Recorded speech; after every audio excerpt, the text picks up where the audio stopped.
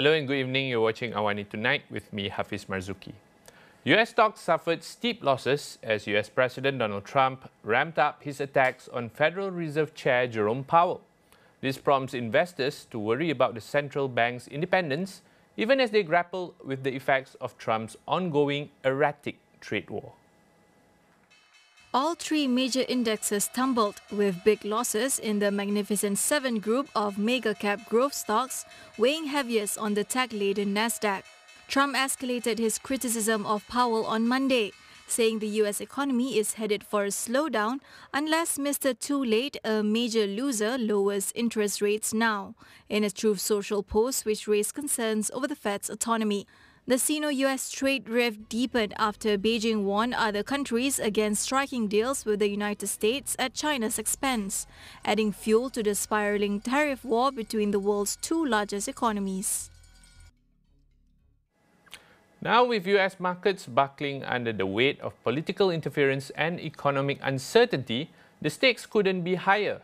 What began as volatility triggered by trade tensions has now morphed into something more systemic: a credibility crisis for the Federal Reserve and a confidence test for investors around the globe. Now, as Trump's attacks on Fed Chair Jerome Powell intensify, calling him names like Mr. Too Late and a major loser, questions are mounting about the independence of the world's most influential central bank. Add to that Beijing's hardening stance on trade diplomacy, and it's clear we are not just watching market jitters, we're watching the rules of economic engagement being rewritten. Now, joining us now for insight and perspective is Dr. Stuart Nixon. He's the Deputy Director of Research at Ideas. Now, Doctor, let's start with the markets. We've seen a sharp sell-off across US indices, with the S&P 500 down over 12% since the start of the year. What, in your view, is fueling this volatility? Is it more about Trump's trade and tariff rhetoric or the pressure campaign on the Fed? Yeah, while tariffs are commanding the most attention, market jitters reflect wider uncertainty from the Trump administration's disruptive and unorthodox approach to economic policy making in general. Trump's campaign against Chairman Powell contributes to this uncertainty, providing a destabilizing force of potentially major consequence.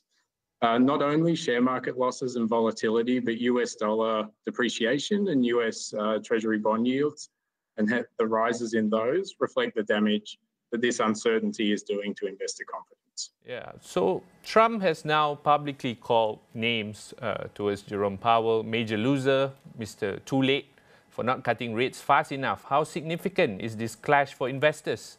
And is it undermining confidence in the US central bank?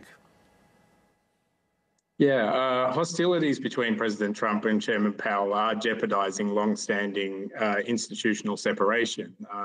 Trump is not shy in his desire to interfere with the Fed, and the Fed itself, in return, is being accused of playing politics. So in the days between Trump announcing and pausing his tariffs, US Treasury markets actually came dangerously close to becoming dysfunctional.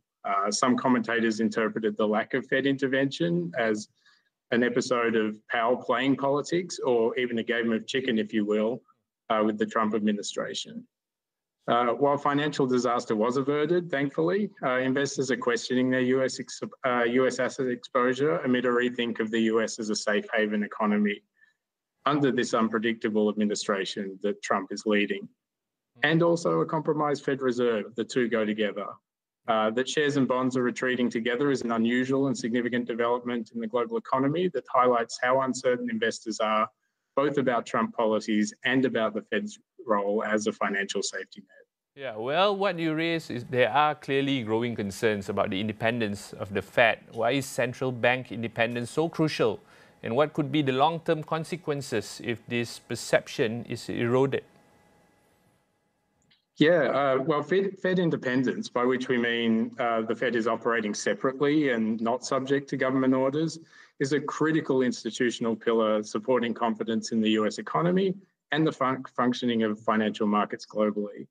The Fed exercises monetary policy, it buys and sells government securities, it's responsible for financial system regulation in the US. That it operates without political interference is important to safeguarding the interests of economic stability and the US and global peoples. Independent central banks are have consistently been found to be better at exercising monetary policy to support stable long-term economic growth with inflation contained. Confidence in the US institutions like an independent Fed also underpin the attractiveness of the US dollar and finance, making it a safe haven for large but low-risk investments. On your question of perceptions or the actual erosion of Fed independence, if that were to occur, that would actually require a substantial rethink of how the US economy, its institutions and governance are understood. Investor confidence in the US could plummet, and a global reorganization and liquidation of capital is not actually inconceivable. A shock of this magnitude would do both significant short and long-term damage to the economy, to trust in institutions and the relationship between markets and politics in the US, but also potentially globally. And it bears reminding that major shocks are particularly harmful to poorer countries, to smaller businesses, and to the most vulnerable households. Yeah, so I would love to speak more about what's to expect next, but unfortunately we'll have to keep on continuing our monitor of the whole situation. Thank you so much. That was Dr. Stuart Nixon. He is the Deputy Director of Research at Ideas. We'll now go for a short break. Stay with us.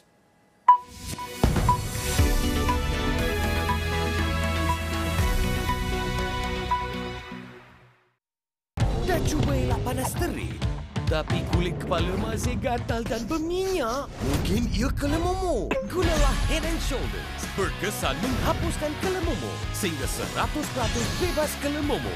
Head & Shoulders.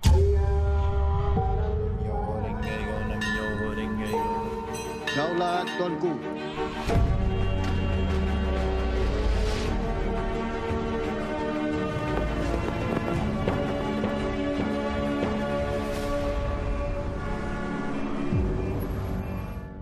Azizah, memang sudah menjadi budakku. Sekarang giliran suamimu. Assalamualaikum, Ustaz Quadra. Di dalam setiap berita yang dibawa, konteks amat penting. Kami sentiasa membawakan yang tergempar dan terkini. Pastikan Astro AWANI menjadi pilihan anda, tidak kira di mana sahaja anda berada.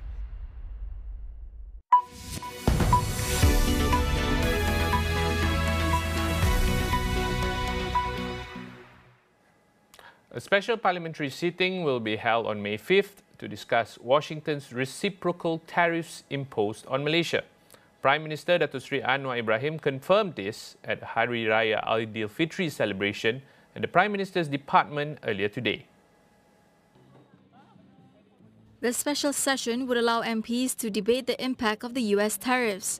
It would take place after Investment, Trade and Industry Minister Tengku Datuk Seri Zafrul Abdul Aziz and Second Finance Minister Datuk Seri Amir Hamzah Azizan returned from a two-day visit to Washington. During the visit, the two ministers are expected to meet US Trade Representative Jamieson Greer for tariff talks. Tengku Zafrul has said the visit would not focus on negotiations, but rather discussions surrounding Malaysia's role within the US-Asia supply chain, particularly in the semiconductor as well as electrical and electronic sectors. Following a 90-day pause, Malaysia now faces a 24% retaliatory tariff under the Trump administration. Visa-free travel between Malaysia and China will be extended for another 5 years. Home Minister Datuk Seri Saifuddin Nasution Ismail says Chinese nationals will continue to be allowed to stay in Malaysia for up to 90 days without a visa, with the same apply for Malaysians in China. Tahun lepas saja, pelancong Cina yang datang ke negara kita lebih daripada 4 juta.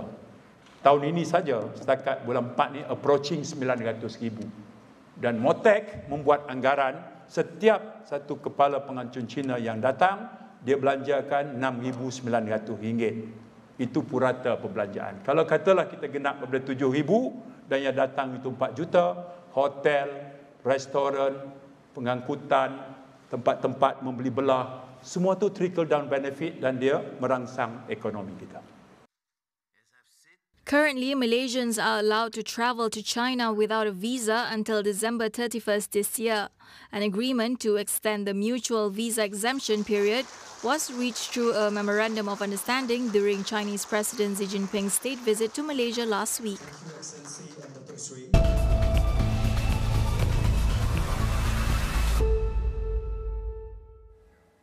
The US Commerce Department plans to impose tariffs of up to an astronomical figure of 3,521% on solar panel imports from Southeast Asian countries.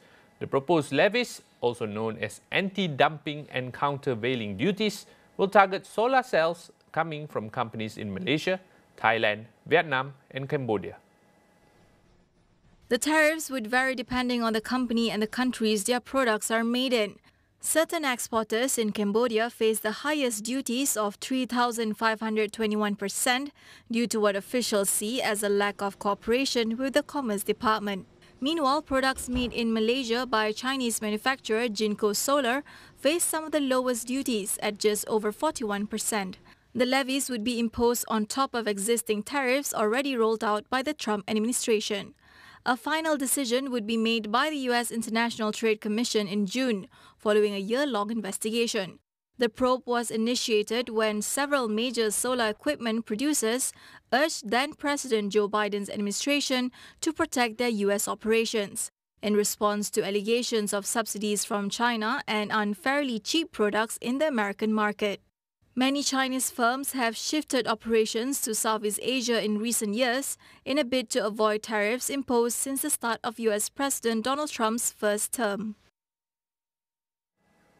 Vietnam's Trade Ministry issues a directive to crack down on illegal transshipment of goods to the United States and other trading partners. The directive, which takes effect on April 15th, aims to help the country avoid steep U.S. tariffs, according to a document reviewed by Reuters. The ministry warned that trade fraud is likely to increase amid rising tensions caused by the tariffs. This in turn could make it more complicated to avoid sanctions that countries may impose on imported goods if such fraud is not prevented. The directive did not specifically name any countries where transshipment fraud might originate. However, Washington has also openly accused Beijing of using the Southeast Asian nation as a transshipment hub to dodge U.S. duties, with nearly 40% of Vietnam goods imports coming from China. Vietnam faces 46% of the reciprocal tariffs from the Trump administration, currently paused until July. If applied, this could threaten Vietnam's export-driven growth and foreign investment.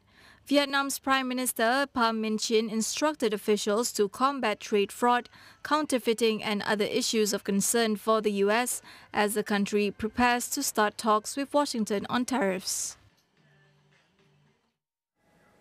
In its first major trade policy shift since Washington introduced the so-called reciprocal tariffs, India has imposed a 12% temporary tariff on some steel imports.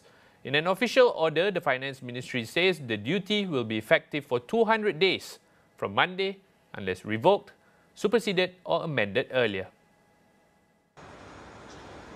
Known locally as a safeguard duty, the measure is intended to protect domestic steel producers from the impact of a surge in cheaper imports. India's Steel Minister H.D. Kumaraswamy said it was also to ensure fair competition in the market. Delhi's tariffs are primarily targeted at China, which was the second biggest exporter of steel to India in the last financial year behind South Korea. A flood of Chinese steel in recent years has pushed some Indian mills to scale down operations and even consider job layoffs. Now that report wraps up AWANI Tonight. Check out our web portal, keeping you informed on the critical events shaping our world, all in one place at international.astroawani.com. That's all for now. I'm Hafiz Marzukhi. Thanks for watching and good night.